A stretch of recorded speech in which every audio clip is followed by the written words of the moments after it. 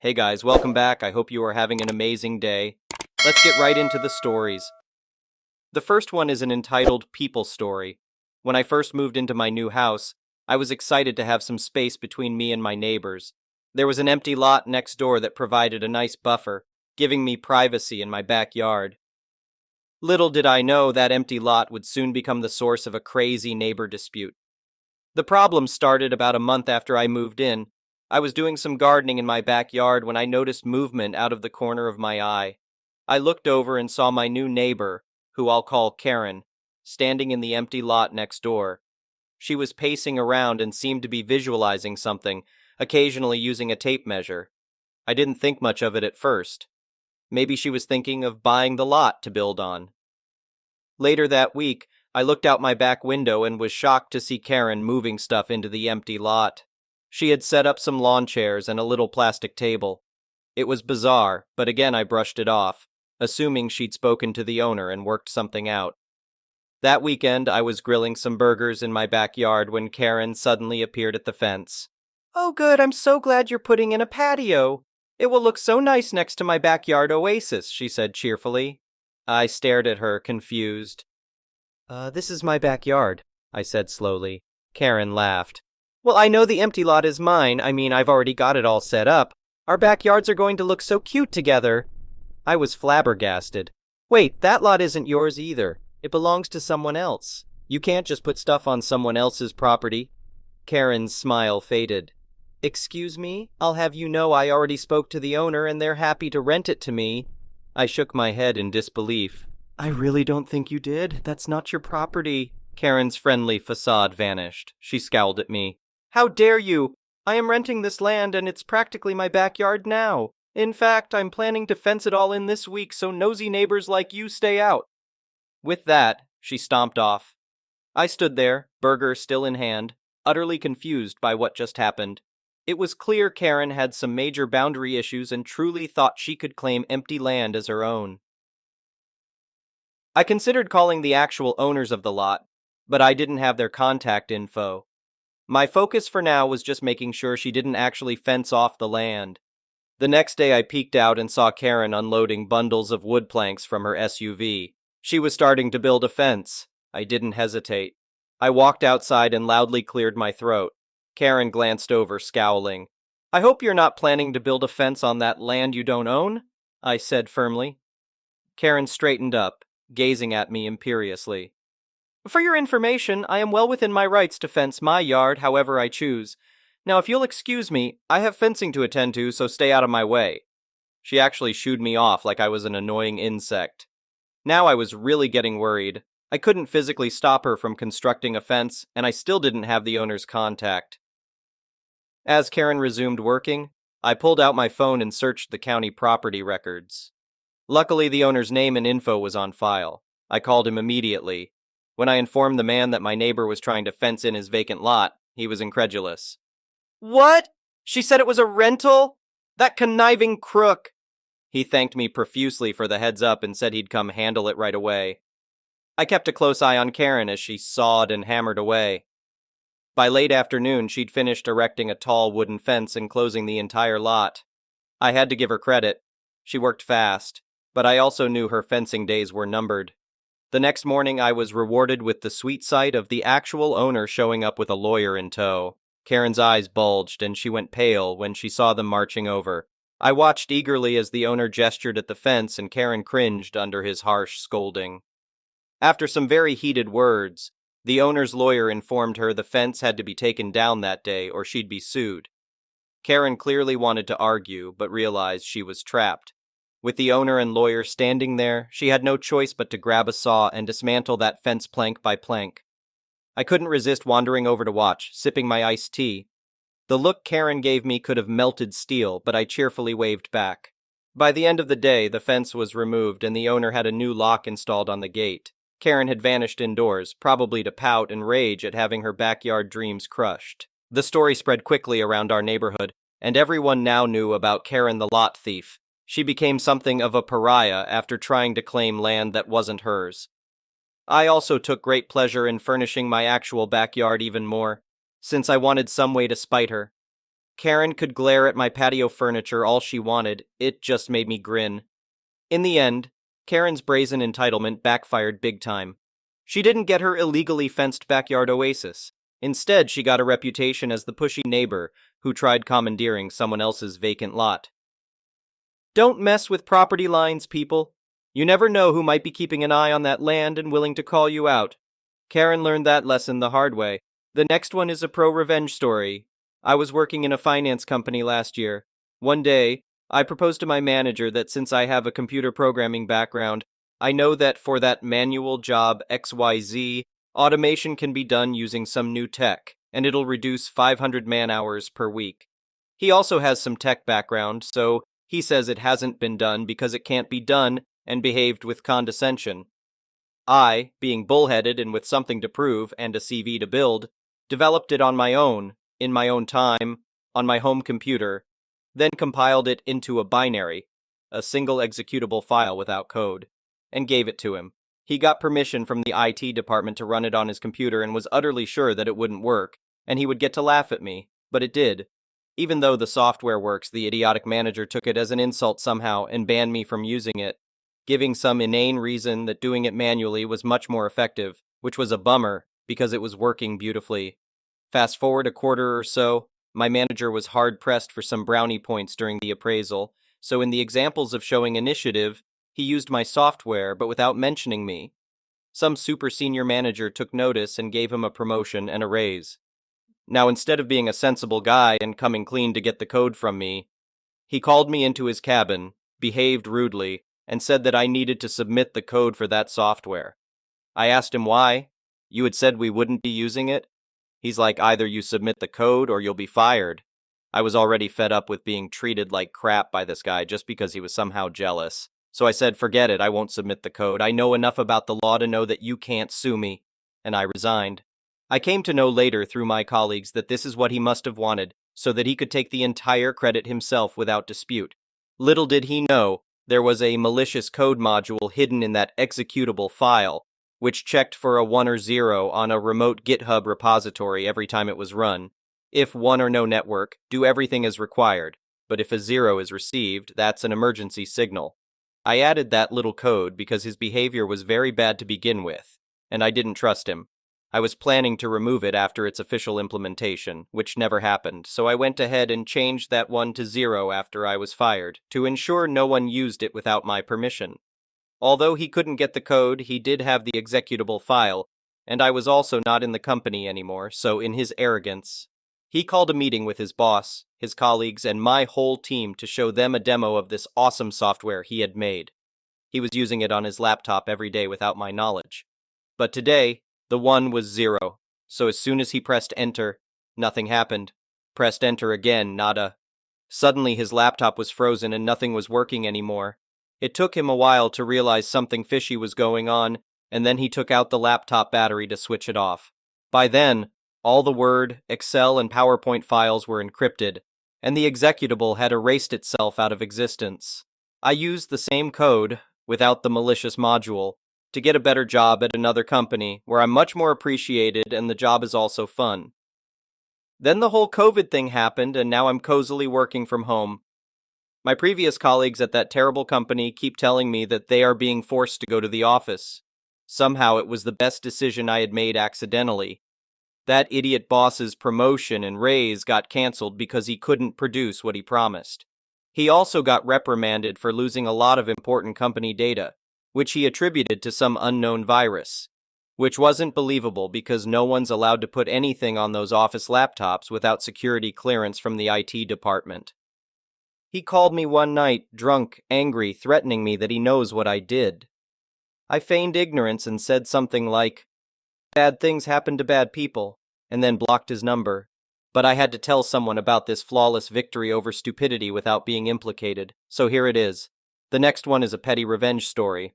My girlfriend is currently being her adorable self and baking in the kitchen. She's doing her thing with The Hangover on in the background and her favorite giant bear hoodie on. I think today she's using the Just Hood lemon bar recipe. If you don't know it, then check it out. Bloody delicious. This reminded me of something from a few years ago. My girlfriend and I worked for the same company in different areas on different floors. This was pre-COVID. My girlfriend loves baking and sharing more than eating the stuff herself. Also, big news for those who have read my previous posts. My girlfriend has moved in. Man, I am ecstatic. My girlfriend would bring in her goodies maybe 3 times a week. The head of her department, Matt, got a little tin and made a little sign, something like, "If you enjoyed a treat, please leave a contribution so my girlfriend can keep baking." Then there was Karen. I go down to my girlfriend's floor one day to talk to someone, and the vibe is off. My girlfriend looks kinda withdrawn. People are buzzing. Matt looks furious. The treats are on Matt's desk. Turns out someone emptied the contribution tin and left a note saying the last few baked goods weren't up to par. So they'd emptied the tin as a form of a refund for past contributions. My girlfriend had a hard night. She thought about baking something gross as revenge. Got upset thinking maybe her baking really is crap. Considered stopping altogether. I told her to consider stopping giving them away for free. The next day I'm called into a meeting. Most of upper management, client services, etc. were there. We're talking about the baking and the note, and people were pissed. I'd love to say it was because my girlfriend was universally adored, as she should be, but it was mostly the bullying and how the baked goods were free for our company, but great for our morale. Matt spoke to my girlfriend and basically said if she wanted to keep baking, he'd love it, and a few colleagues had decorated an empty desk on the 3rd floor specifically for people to share their baked goods, under a camera, near my team. My girlfriend is a professional, but man, she almost cracked when she saw the table. I'll have to try to find a picture. The tin was replaced with a tiny padlock. The next time Karen appeared for a treat, a woman from my team jumped up and stopped her, telling her that they weren't up to par, and basically told her to go away. More people started baking, and Matt would share out the pound contributions. A picture of the table full of amazing goodies even made it to our website for a while. Karen ended up putting in a complaint about her entire floor. Apparently, every time she tried leading a training session, people started telling her that her teachings weren't up to par. She tried smoothing it over, not by apologizing, but by bringing in a tray of cheap donuts with a stupid sign saying that no contribution was needed. These were actually good and free. Those donuts had exactly 2 taken. One by Karen and the other returned with 1 bite missing and a note that said not up to par. Matt even called their next team outing Who's Up to Party. Apparently Karen started complaining that she was trying to inspire my girlfriend to do better, that buying her own treats was way more expensive, and she needed the little treat to keep going some days. That now more people were baking, so really she'd inspired them. That she didn't know how to get past my team, who she couldn't insult, and historically sucked up to. Karen tried demanding the snacks move back downstairs, but was told the note was deemed bullying, and the downstairs canteen without cameras wasn't up to par. This went on until COVID hit. Duck Karen, and my girlfriend's baking is the best. The next one is a malicious compliance story. I work at a hotel, I'm on the graveyard shift, and we have a continental breakfast from 9. My shift ends at 7, so I'm in charge of setting up the breakfast. It's not a big deal. It's a smallish hotel with a small breakfast, but we do have waffles and a couple of waffle makers. Basically, guests come in, get their batter out of a dispenser, and make their waffles so they're fresh and hot. We have 2 seasons where I live. Winter and construction season. We get work crews that stay at the hotel on the boss's dime and then go out for whatever job they're working on. We frequently get this one crew of guys. They're great guys, polite, and they don't leave the breakfast room a mess, but their shifts start super early in the morning. We also get hunters who are in and out before 6, so I usually have everything set up by 5:30 for them. I say usually because I'm only human. Sometimes I'm running late, it happens, but I'm never more than 5 minutes after 6. The workers and the hunters are super chill about it.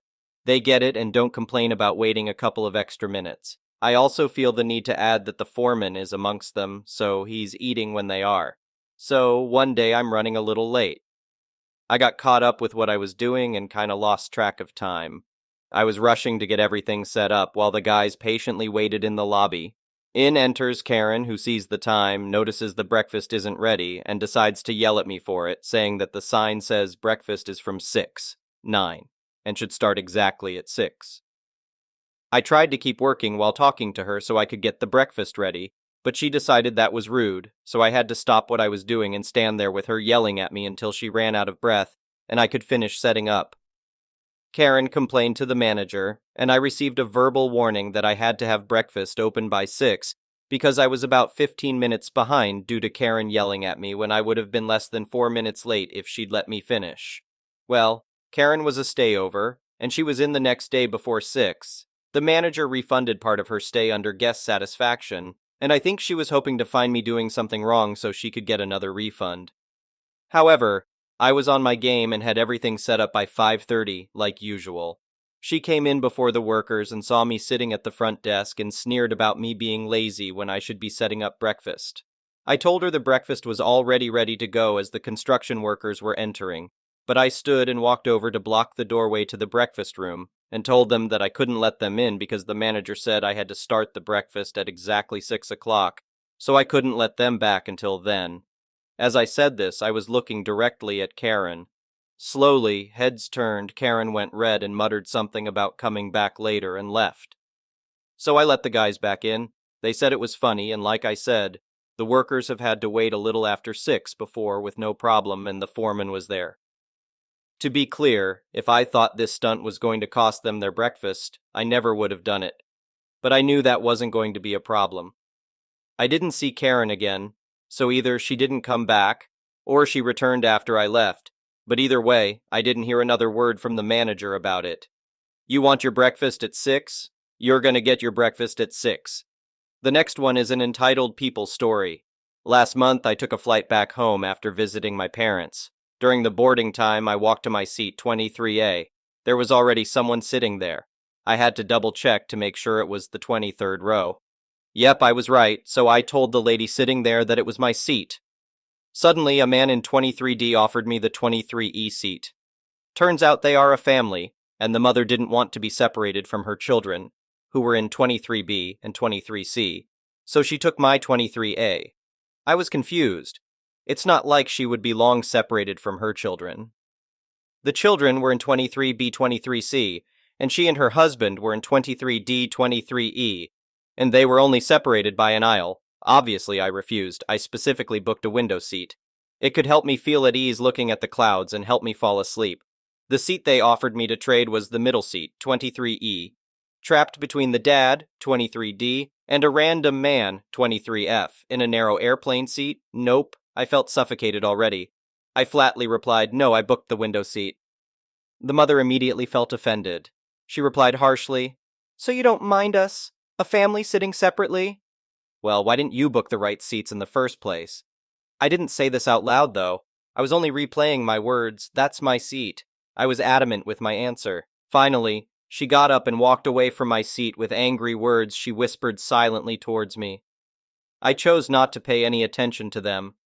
However, things changed afterwards. Her children were still sitting in the 23B and 23C seats, and obviously I could not walk into my seat. I asked them politely to get out of their seats so I could get in. What did the mother do? She body shamed me. Kids, get up. Her body is huge. She cannot get in. My height is above the average height for women in my country. Plus, I gained like 10 kgs during the pandemic. I already have body dysmorphia. Comments like those hurt my feelings badly. With that comment, I couldn't stay silent. I replied, so what? So what if I'm huge? She did not silence easily. She kept on and on with the insults towards me, even louder. Her daughter silently, and with blatant panic, whispered to me, please forgive my mother, she's always like that. Her daughter, who I assumed was no more than 12 years old, looked sincere. It helped to tune out the angry insults from the aisle beyond because I felt bad for her. The angry tirade stopped around 5 minutes later when the mother told her kids to move seats a few rows away. Once more, the daughter pleaded for an apology to me. It's crazy to think that a 12-year-old was way more emotionally mature than her entitled 40s mother. The whole time her mother spouted insults at me, the daughter looked pale and her body rigid. Her gaze was fixated on one spot. I assumed she was very embarrassed. Poor kid. The next one is an entitled parent story. I don't get along with my parents. It was my son's 6th birthday, and my mom invited us over from AZ to CA, a 5.5-hour drive, to come over, have dinner, and cake at her place. I haven't spoken to the rest of my family. brothers, dad, grandparents, aunts, uncles. For years, due to my mom lying about what I'm doing with my life. I have too much anxiety speaking with them because I don't want to expose my mom or say the wrong thing to upset her. Well, my grandma FaceTimed my mom while I was over. After I had answered, she told me I looked beautiful. When my mom heard this, she said, "You're getting fat." I am not fat, but my entire life she's called me fat and ugly to the point where I started starving myself when I was 13 to meet her expectations of beauty. I was always too dark, too short, too fat, too ugly, too stupid. She was physically, mentally, and verbally abusive my whole life. Now I have depression, anxiety, CPTSD, and body dysmorphia. My other grandma, dad's mom, who she was an idiot to while we were growing up, died last week and they held her funeral without even telling me. I called my mom out on it and she acted like I'm the bad guy for calling her out. Also, her birthday is a day after mine on March 26th, and my whole childhood, teenage, and adult life, I've had to put my birthday aside or spend my birthday finding her a present. Otherwise, she'd throw a tantrum. Now this year, after everything, I really want to cut her off. But if she sends me a present, do I send one back? Should I be nice on her birthday at least? Thank you for watching. I would really appreciate it if you could like the video and subscribe to our channel if you haven't already. We'll see you again tomorrow.